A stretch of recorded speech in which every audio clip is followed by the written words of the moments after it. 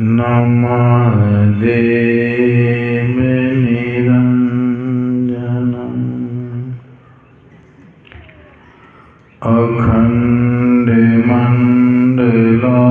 अखण्डमण्डलाकारं व्याप्तं येन चराचरम् तत्पदं दर्शितं येन तस्मै श्री गुरुवे नमः। धन्य धन्य सद्गुरु सुखिनो महिमा कही न जाए। जो कुछ कहूँ तुम्हारी कृपा,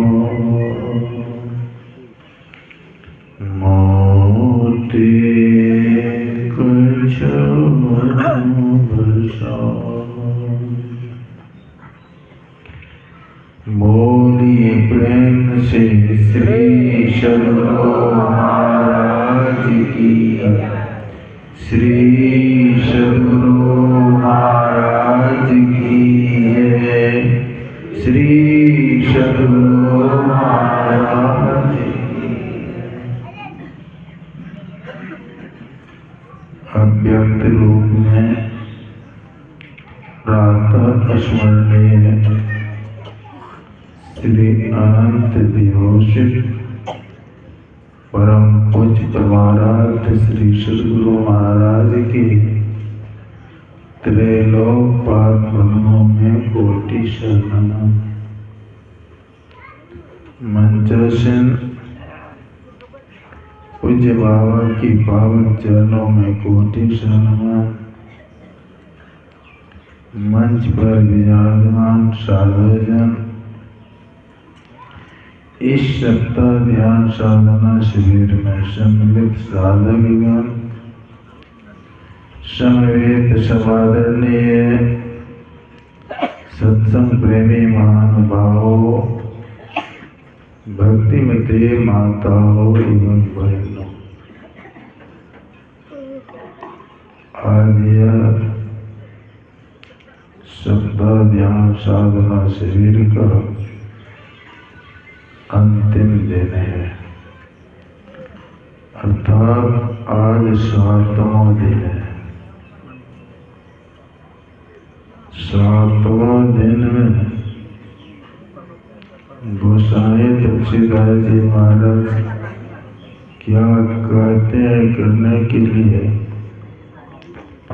तो उनकी वाणी में है, सातय शब्द धातु निर्मित तनु करिए विचार, ते तन कर एक भला कीजिए परोपकार। यह हम लोगों का जो शरीर बना है 5 तत्व और 7 धातु से, 7 धातु में से एक भी धातु की कमी हो जाएगी, हम बीमार हो जाएंगे। ये 7 धातु से यह शरीर का निर्माण हुआ है। वो 7 धातु कौन सब है? रस है, रक्त है, मांस है, मेद है, अस्थि है, मज्जा है और वीर्य है। ये 7 धातु से गोस्वामी तुलसीदास जी महाराज कहते शरीर बना है। और इस शरीर से क्या करना चाहिए, शरीर पाने का क्या फल है, तो आदेश देते हैं कीजिए परोपकार, दूसरे का उपकार कीजिए।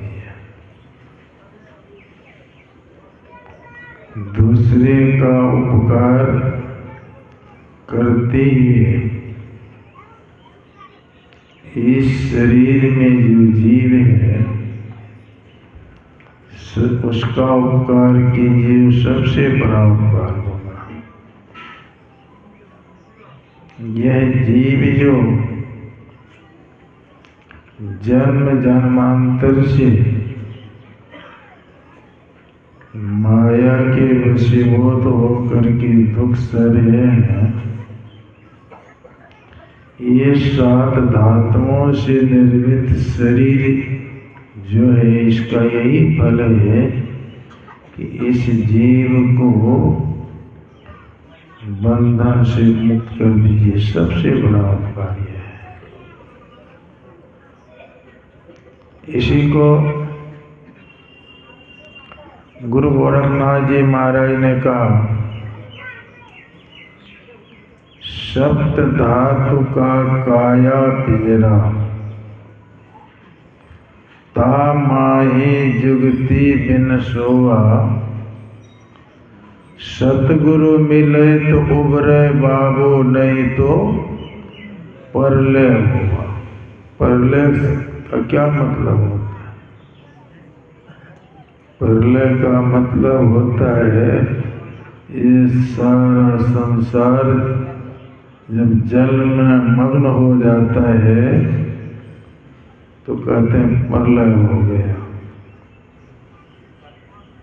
यहाँ को शायद यहाँ गोरखनाथ जी महाराज कहते हैं सतगुरु मिले तो उबरे बाबू, नहीं तो परले हुआ। यहाँ परले का अर्थ है कि यह शरीर छूटेगा तो यह जीव 84 में चला जाएगा।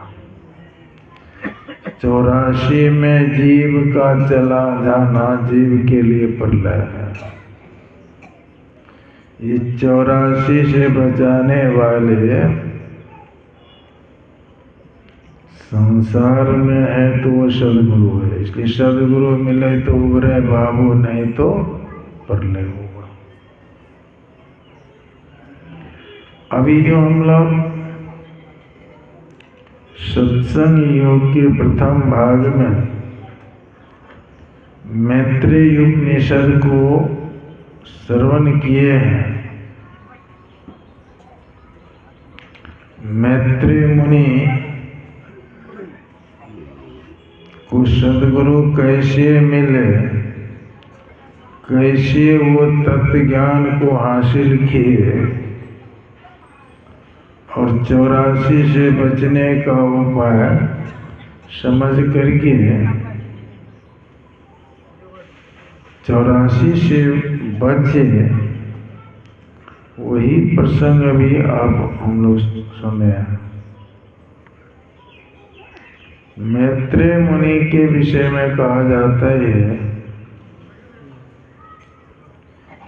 बहुत पूर्व जन्म में वो कीड़ा की जोनी में था, प्रलय में पड़ा हुआ था और कीड़ा की जोनी में गुरु मिलेगा? गुरु नहीं मिलेगा।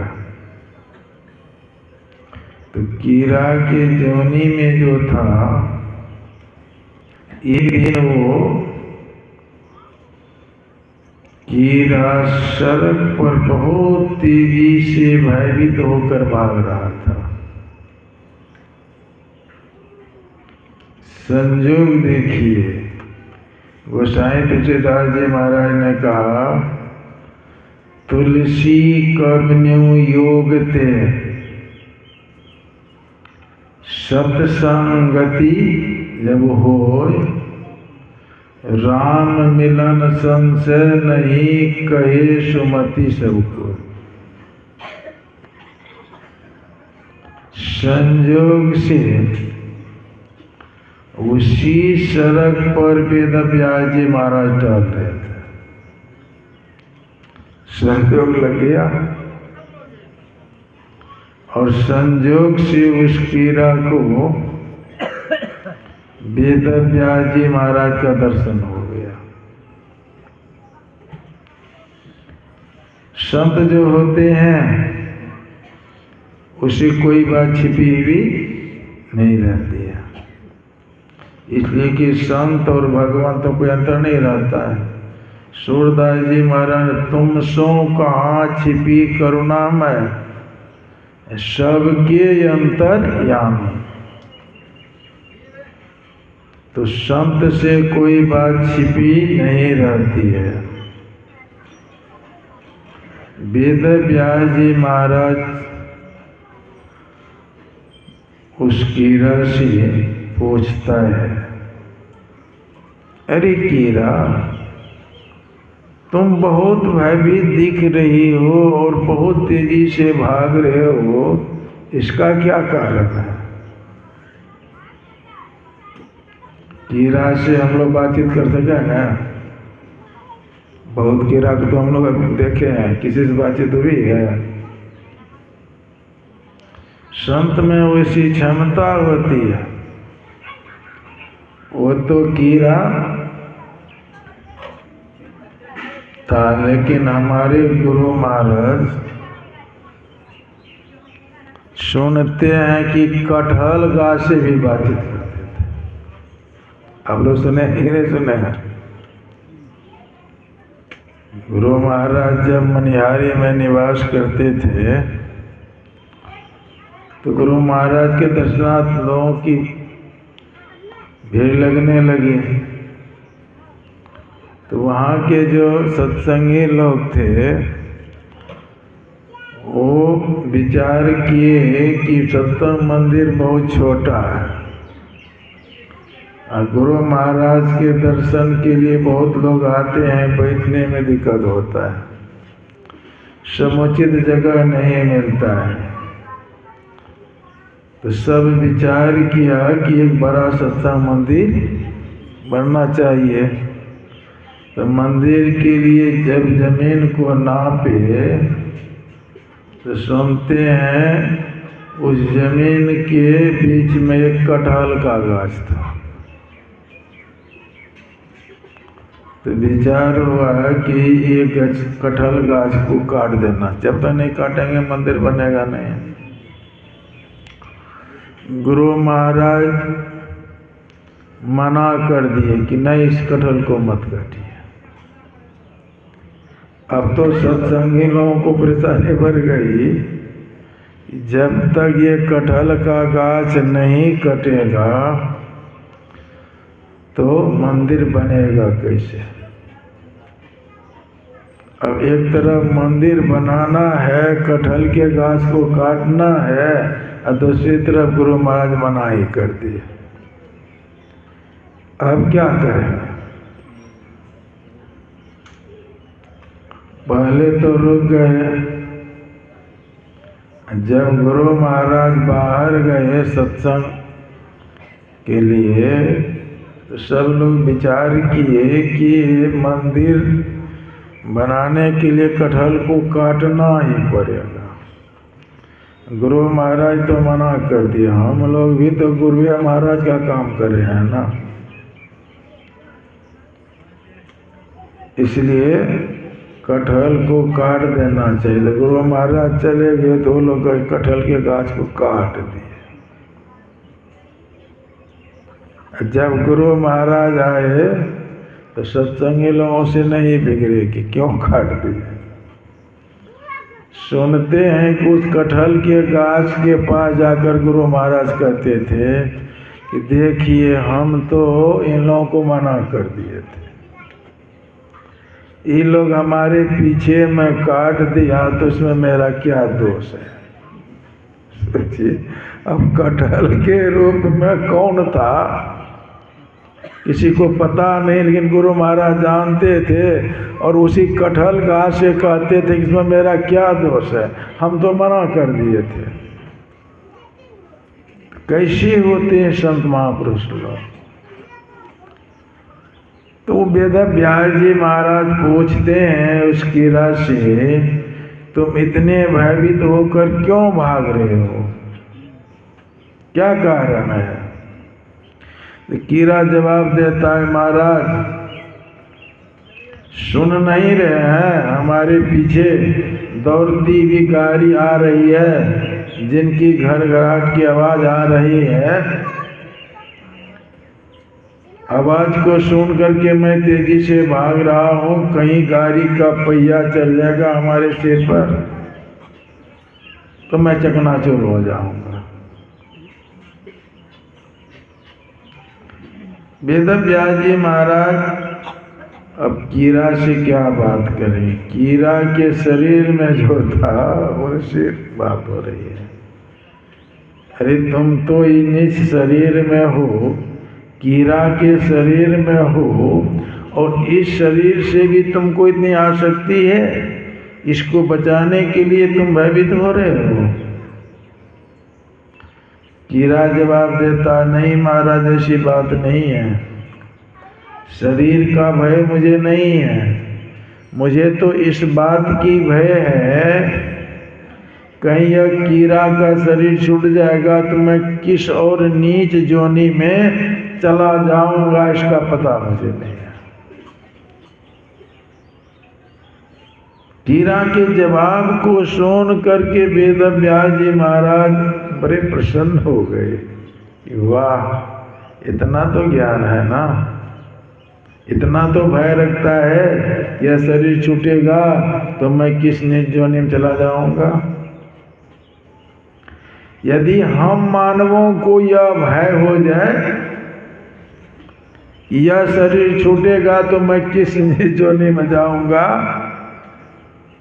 तब मानव सचेत हो जाएंगे, गफलत में नहीं रहेगा। लेकिन सब मानवों को यह भय है, यह शरीर छूटेगा तो मैं कहाँ जाऊंगा। लेकिन ये कीड़ा के शरीर में कीड़ा जवाब देता कि हमको यही भय है। तो उनके वचन को सुन करके वेद व्यास जी महाराज बड़े संतुष्ट हो गए, खुश हो गए। कहा, देखो अब तुमको मेरा दर्शन हो गया है, जिस दर्शन का फल तुम्हें यह मिलेगा तब तुम नीच जोनी में नहीं जाओगे। यह शरीर छूटेगा तो कीड़ा से उच्च जोनी में जाओगे तुम। और मैं वचन देता हूं कि जिस जिस शरीर में तुम जाओगे उस शरीर में तुमको मेरा दर्शन होगा, मैं दर्शन दूंगा। और तब तक दर्शन दूंगा जब तक कि तुम मनुष्य शरीर में चले जाओगे। और मनुष्य शरीर में भी जाओगे तब भी तुमको मेरा दर्शन होगा। कीड़ा को विश्वास हो गया, धीमी गति से चलने लगा। दौड़ती हुई गाड़ी आ रही थी, पहिया चढ़ गया, शरीर चकनाचूर हो गया। तो शरीर मरता है, जीवात्मा तो नहीं मरती है। वो जीव कीड़ा के जोनी से उच्च जोनी में गया, जिस जिस जोनी में जन्म लिया। वेद व्यास जी महाराज उस जोनी उनको दर्शन दिया। होते होते वो मनुष्य शरीर में आ गया। और मनुष्य शरीर में भी आया। संत दर्शन का कितना बड़ा महत्व है, कितना फल मिलता है, सब देखिए। तो मनुष्य शरीर में भी आया तो उच्च कुल में जन्म हुआ, ब्राह्मण कुल में जन्म हुआ। और ब्राह्मण कुल में जब जन्म हुआ तो ब्राह्मणोचित जो कर्म भी ब्राह्मण लोग करते हैं, हम लोग देखते हैं ना, स्नान करेगा और चंदन तिलक लगाएगा। यहाँ भी देव पंडित जी आते हैं, देखते हैं चंदन तिलक लगाते हैं, नहीं लगाते हैं। और सवेरे सवेरे पूजा पाठ करता है। हमारे संत मत के संत थे विष्णुकांत बाबा, और उनके साथ में रहते थे उनके बड़े भाई कृष्णकांत बाबा। धरारा के अवसर पर 7-10 दिन तक वो लोग रहते थे वहाँ पर शिविर में। तो मैं देखता था कृष्णकांत बाबा सवेरे स्नान करके और गुरु निवास में चले जाते थे, और गुरु निवास में एक पोटरी रखते थे जिसमें कौन कौन मूर्ति रखते थे पता नहीं, और सबको वहाँ जल छिड़क करके बैठा देते थे। नौका रखता था, उसमें चंदन घिसता था, वो चंदन सबको लगाता था, अपने भी लगाता था। कुछ किताब उनका पाठ करके फिर वो उसको विसर्जन करके तब आता था सत्संग में बैठने के लिए। तो मैं कहता था कि बाबा वहाँ गुरु निवास, सब यहाँ स्तुति करें, आप गुरु निवास में क्या करते थे? तो हमसे कहते थे कि तू की बुझे छो, हम ब्राह्मण वाला काज छोड़ देवे, हमर जे काज छे उन्हें छोड़वे, वो काज हम नहीं छोड़वे। तो रोज वो करते थे 10 दिन तक। तो वही जब ब्राह्मण के शरीर में आया तो उसी तरह के पूजा पाठ वो क्या करते थे। होते होते जब वेद व्यास जी महाराज का दर्शन हो गया, तत्व ज्ञान का उपदेश मिल गया, तो वो साधना में रत रहने लगे। साधना करते करते अज्ञानता से ऊपर उठ गए। अज्ञानता से ऊपर करके कहाँ चले गए? अंतर जगत में प्रकाश में चले गए। जो अंतर जगत में प्रवेश करके प्रकाश को प्राप्त कर लेता है, तो काकभूषण जी भी गरुड़ से कहा कि विविध कर्म गुण काल स्वभावो, ये चकोर सुख लही न काहू। अर्थात ऐसे साधक जो स्थूलता से सूक्ष्मता में प्रवेश कर जाता है, अंधकार से प्रकाश में चला जाता है, तो विविध कर्म उनका छूट जाता है। और जो अंधकार में रहता है उनसे विविध कर्म नहीं छूटता है। सत्संगी भी है, सत्संग भी करते हैं, चले जाते हैं भोला बाबा को भी जल चढ़ाने के लिए, उधर सत्यनारायण भगवान भी की पूजा भी करा लेते हैं, और भागवत प्रसाद भी कराते हैं। अनेक तरह के पूजा पाठ जो करते हैं उसी को कहते हैं विविध कर्म।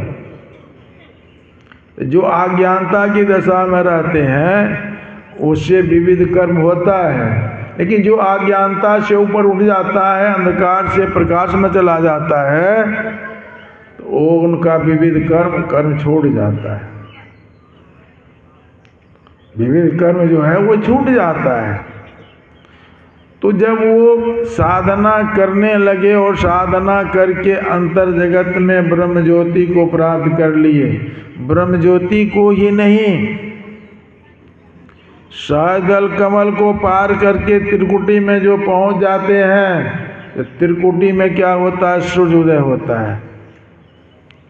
आहो भाई ब्रह्म ज्योति पार करो हो, सहस कमल दल, ज्योति करे झलमल, त्रिकुटी में सूर्य हो गया। मैत्रेय मुनि का पहुंच वहां हो गया। अब एकांत में रहकर अकेला मोह माया छोड़ कर, स्वाधीन कर को चित्त को मुख वासना से मोर कर, इस तरह से वो नित्य प्रति बैठ करके साधना में रत रहते थे। अब सब पूजा पाठ करना बंद, तिलक चंदन लगाना सब बंद। तो साधु किस रहनी में रहते हैं? साधु का पहचान बड़ा दुर्लभ है। संत दादू दयाल जी महाराज का कोई वेशभूषा था? संत दादू दयाल जी को कोई वेशभूषा नहीं, न लाल बस, न दाढ़ी, न मूछ, कोई वेशभूषा नहीं। उनको पहचानना भी बड़ा कठिन था।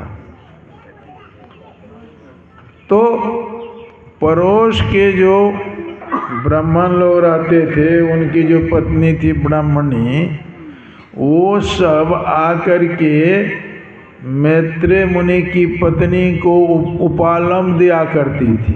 अरे तुम्हारे पति तो ब्राह्मणोचित को त्याग दिया है और शूद्र के तरह कहीं बैठा रहता है,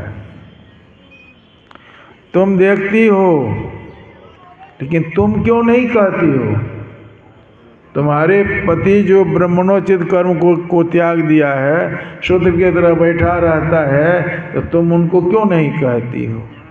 लेकिन जो धर्मपरायणा नारी होती है,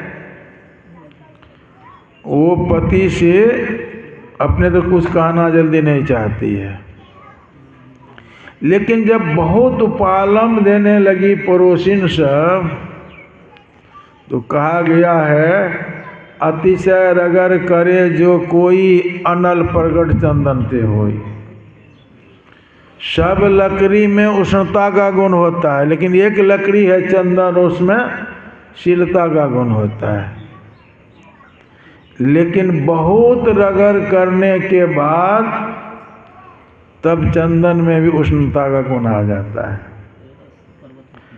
तो पड़ोसिन लोग जो उपालम बराबर देने लगी, तब एक दिन उब करके उनकी पत्नी अर्थात मैत्रेय मुनि की पत्नी मैत्रेय मुनि से कहते हैं, पतिदेव मुझे बहुत उपालम सहना पड़ रहा है,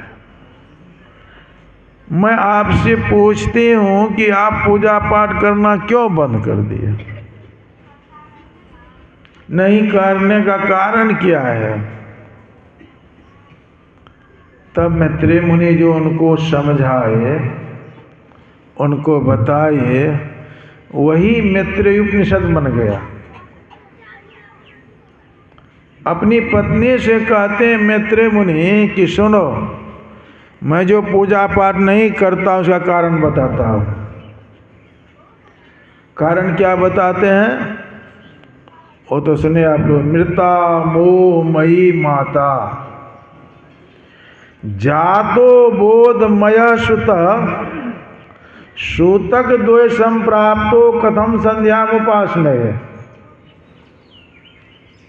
कहने का तरीका देखिए। मैत्रेय मुनि कहते हैं कि जो पड़ोसिन लोग तुमको उपालम दिया करती है, उनसे जाके पूछो कि उनके परिवार में कोई सदस्य मर जाता है तो जब तक छुटका रहता है तो पूजा पाठ करता है देवी देवता का, कोई पर्व त्योहार करता है क्या? हम ये लोग करते हैं? नहीं करते हैं। कि छूतक है, छुतका में देवी देवता की पूजा कैसे करेंगे? कई जगह मैंने भाई लोगों से पूछा कि चौथन पर्व करती है नहीं? कहना नहीं बाबा, हमको छुतका लग गया था तब से छोड़ दी है। अब कोई पुत्र जन्म लेगा ना संतान, तो तब हम फिर शुरू करेंगे, इस बीच में नहीं करेंगे। और उसी पर्व में जब जन्म लगा तो शुद्धक मानते हैं, तो पर्व त्योहार करना लोग छोड़ देते हैं। मैत्रेय मुनि ने कहा कि जाके पूछो पड़ोसिन लोगों से कि छूतक में जो है देवी देवता की पूजा पाठ करते हैं? नहीं करते हैं। और जब किसी के घर में संतान उत्पन्न लेता है तो वहाँ भी छूतक मानते हैं। जब तक छठी नहीं होता है तब तक छूतक नहीं मानते हैं। बच्चे की छठियार करते हैं लोग, सत्संग भी कराते नहीं कराते हैं, अब उससे पहले छूतक मानते हैं। मैत्रेय मुनि ने कहा कि देखो, एक छूतक भी हो जाता है तो देवी देवता की पूजा करना लोग छोड़ देता है। हमारे पास एक कौन के दो छूतक हो गया है। उनको कौन छूतका लग गया? तो मैत्रेय मुनि ने कहा, मृता मोहमयी माता। अज्ञानतामयी जो माता थी, उनकी मृत्यु हो गई ना, अंधकार अज्ञानता से ऊपर उठ गए, उनके अंदर की अज्ञानता समाप्त हो गई। यही मोहमयी माता का मरना हुआ। मोहमयी माता मर गई, जातो बोधमय सुता, और ज्ञानमय पुत्र का जन्म हो गया है। ज्ञानमय पुत्र का जन्म हो गया।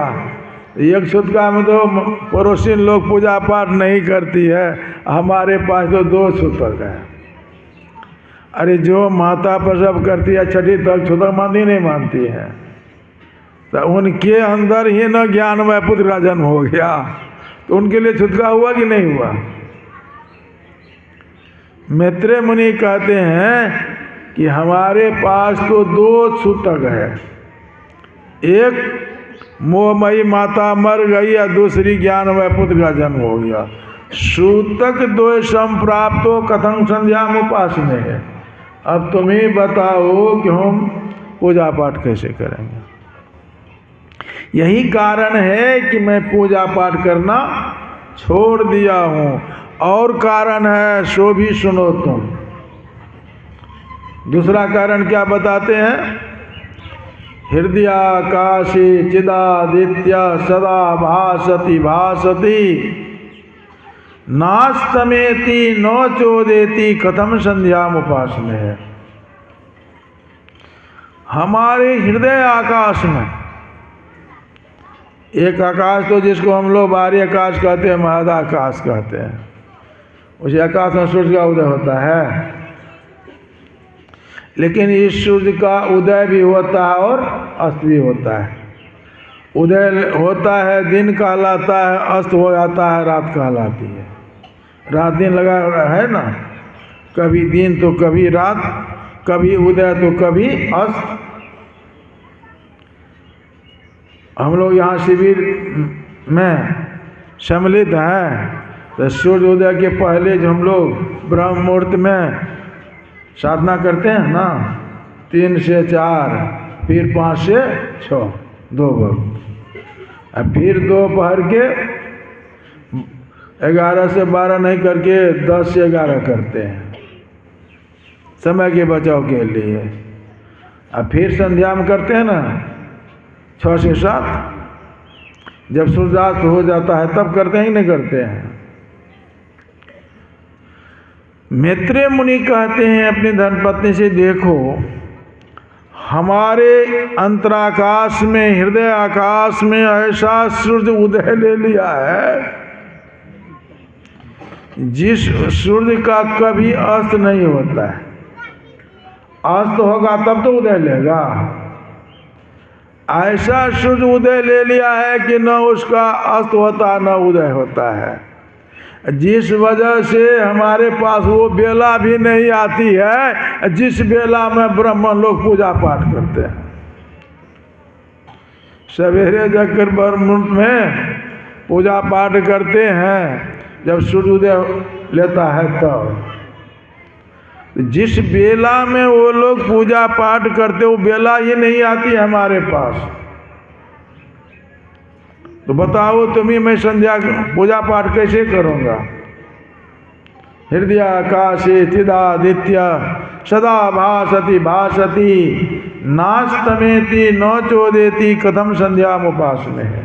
न उसका उदय होता है न अस्त होता है, तो मैं कैसे संध्या पूजा पाठ करूं? तुम ही बताओ। कितना सटीक जवाब देते हैं मैत्रेय मुनि। और जो अज्ञानता में रहते हैं,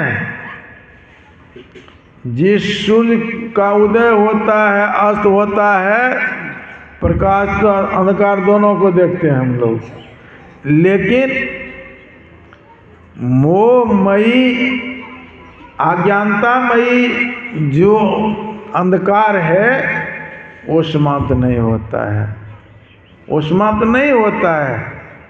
और इस सूर्य के उदय होने पर भी हम लोगों के अंदर में संशय रहता है, शंका रहता ही नहीं रहता है।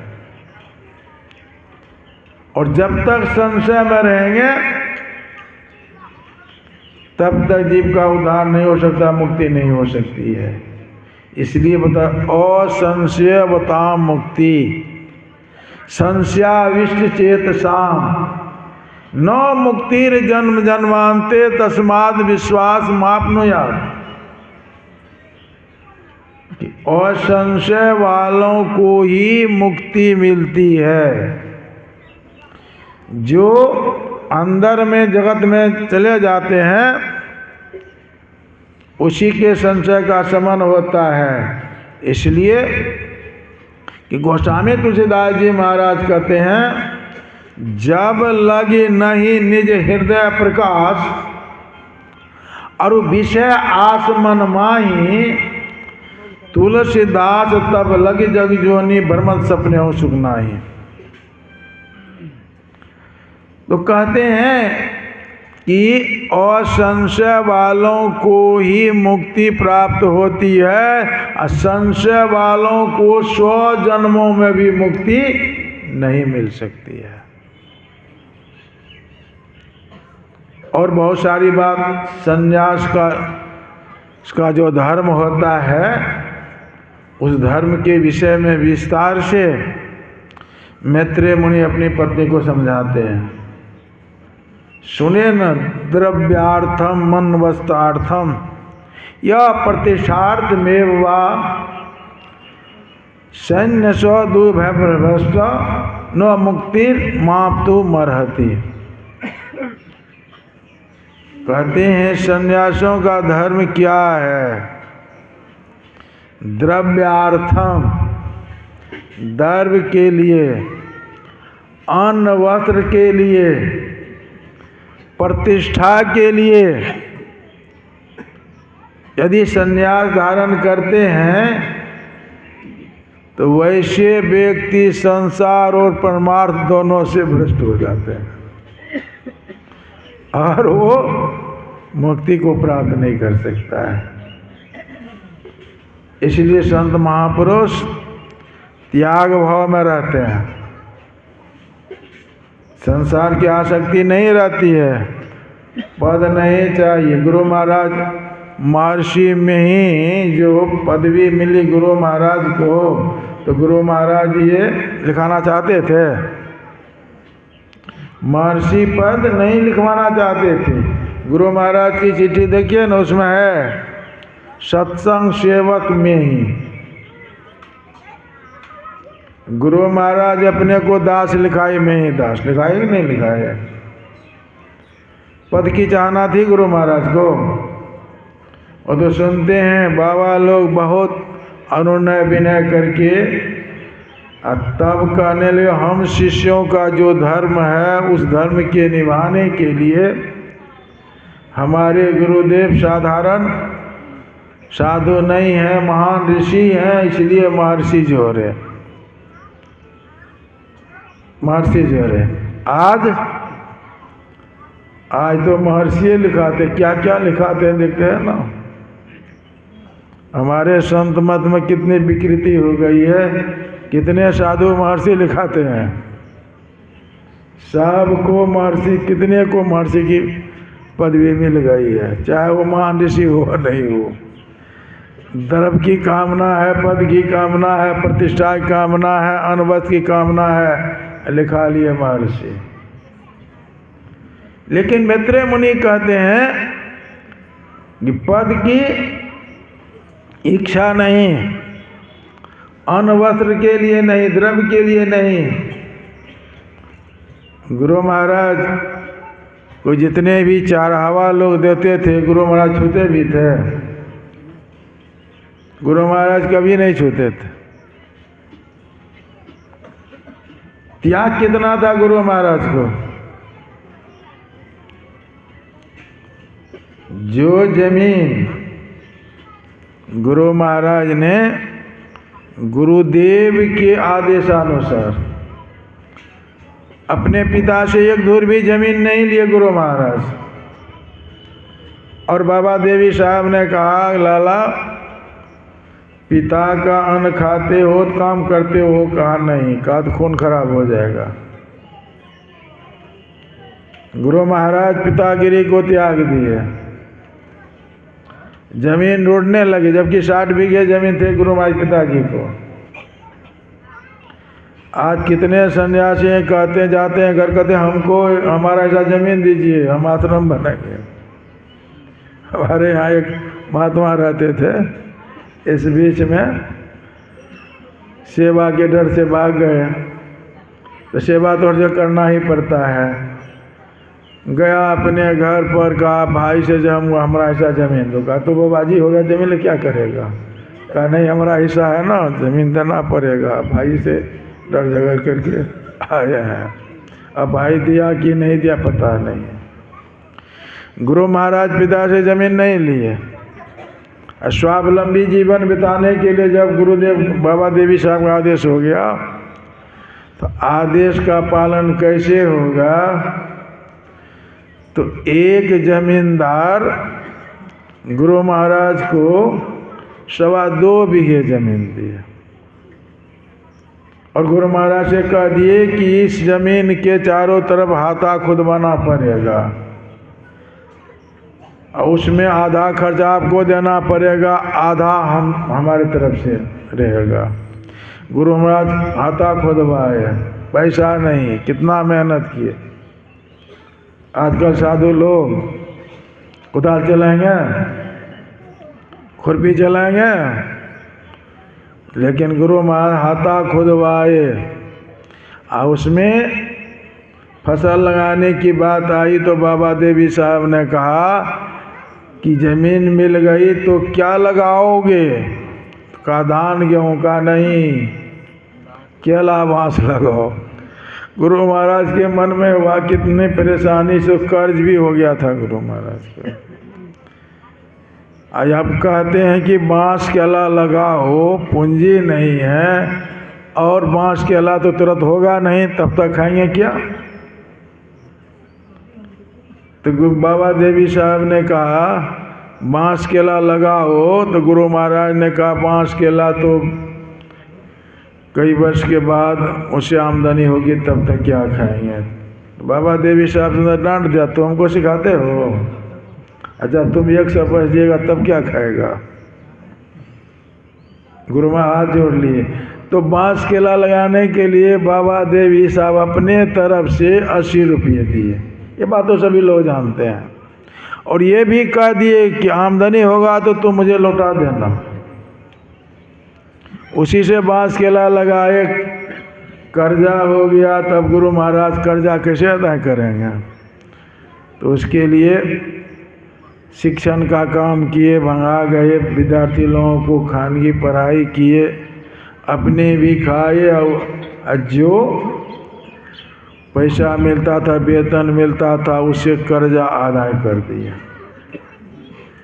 कितना मेहनत से वो ज़मीन खरीदे हासिल की सोचिए। लेकिन जब और सर ज़मीन हो गया तो गुरु महाराज उस ज़मीन से आसक्ति नहीं रखे, उस ज़मीन को बेच दिया। गुरु महाराज बेच दिए। अब गुरु महाराज बेच दिए तो किसका हिम्मत है कहने का क्यों बेच दिए? लेकिन उस ज़मीन को पुनः लौटाया गया आश्रम में। तो गुरु महाराज के पास किसी तरह कामना थी? किसी तरह कामना नहीं। एक ही कामना थी, वो प्रभु मिलन की कामना।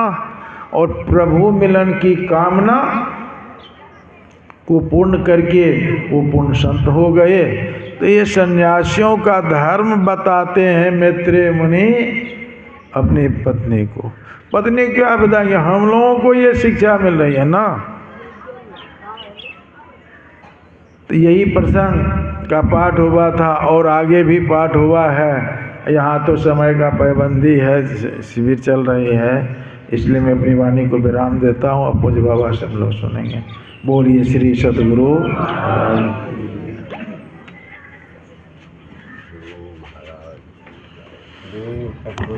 महाराज की जय।